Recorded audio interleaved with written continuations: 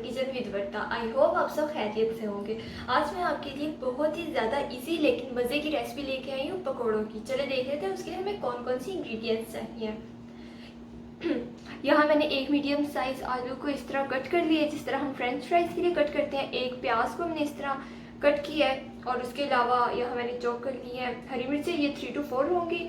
और हमें चाहिए पालक एक बड़ा प्याला, मैदा हस्बे ज़रूरत, हम देखेंगे हमें इसकी कितनी ज़रूरत है जब हम इसको ऐड कर रहे होंगे, और एक अंडा ताकि सॉफ्ट रहे पकौड़े। और यहाँ चंद मसाले चाहिए हमें।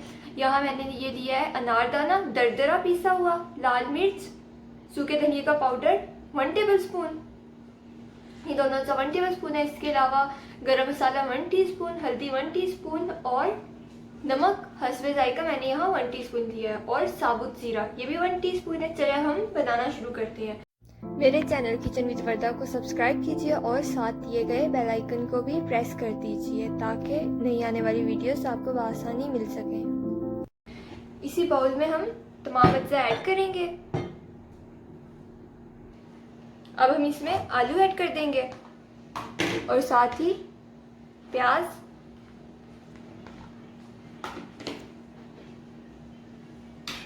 हरी मिर्च। अब हम इसमें मसाले ऐड करेंगे, हल्दी, नमक, गरम मसाला, जीरा, लाल मिर्च और दरदरा पीसा हुआ सूखा धनिया।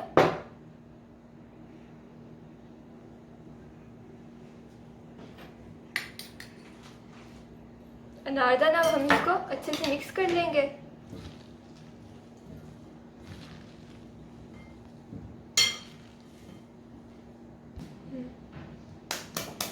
अंडा तोड़ लेंगे एक प्याली में और इसे अच्छे से बीट कर लेंगे।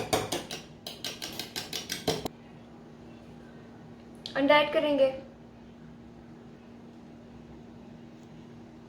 और साथ ही इसमें स्पून की मदद से थोड़ा थोड़ा बेसन ऐड करते जाएंगे। यहाँ मैंने सबसे पहले 1 टेबलस्पून और 2 टेबलस्पून ऐड किए हैं। हम इसको अच्छे से मिक्स कर लेंगे पहले।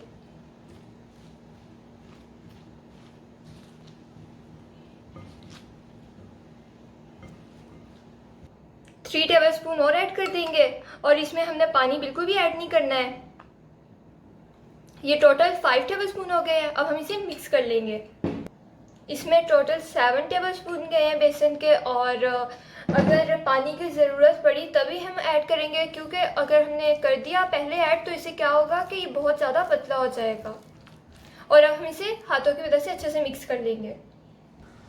ये देखिए इस तरह का मीज़ा बना है और इसमें हमने पानी बिल्कुल नहीं ऐड किया क्योंकि इसमें हमने एग ऐड कर दिया था, और जिसकी वजह से इस तरह का बैटर तैयार हो चुका है। अब हम ऑयल गर्म कर लेंगे कढ़ाई में और इन्हें बनाना शुरू करते हैं। कढ़ाई में मैंने ऑयल डाल दिया है और अब ऑयल गर्म हो रहा है। जैसे ऑयल गर्म होगा फिर हम इसमें पकौड़े ऐड करेंगे। ऑयल गर्म हो चुका है, अब हम इसमें पकौड़े ऐड करेंगे स्पून की मदद से। देखें स्पून पे अमीज़ा रख कर हमने इस तरह ऐड करते जाना है, बिल्कुल इस तरीके से। और ऑयल गर्म होना चाहिए, ठंडे ऑयल में पकौड़े नहीं ऐड करने हैं आपने।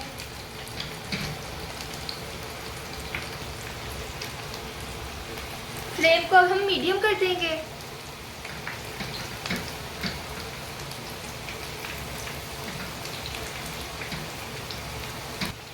अब हम इनकी साइड चेंज करते जाएंगे। देखें माशाल्लाह से कितना ज़बरदस्त गोल्डन ब्राउन कलर आया है।